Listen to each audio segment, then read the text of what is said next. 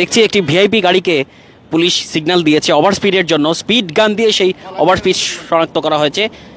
একেবারে নতুন মডেলের একটি গাড়ি আলফ্রেড।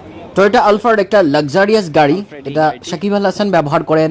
সম্প্রতি মুস্তাফিজ, ক্রিকেটার মুস্তাফিজ এই গাড়িটি কিনেছেন।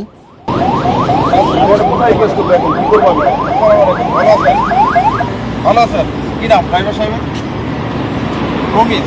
আপনি এই এক্সপ্রেসওয়েতে সর্বোচ্চ কত গতি করতে পারবেন আপনার ধারণা আছে?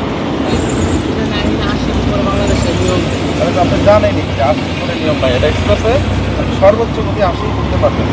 বাট আসলে আপনাকে আমি লক করতে পারি নাই, 92 ছিল, আমি আপনাকে 88-তে লক করছি।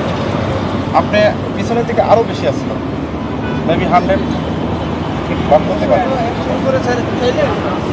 না, মেবি 100 বলেছি, মানে আপনার ক্রুজ কন্ট্রোলার দেওয়া আছে, বাট আমি আপনাকে 88 লক করেছি।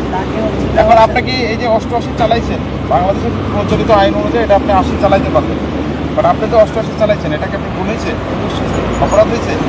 মানে সড়ক পরিবহন আইন 2018 অনুযায়ী আমরা আপনাকে একটা ওভার স্পিডের প্রসিকিউশন দেবো।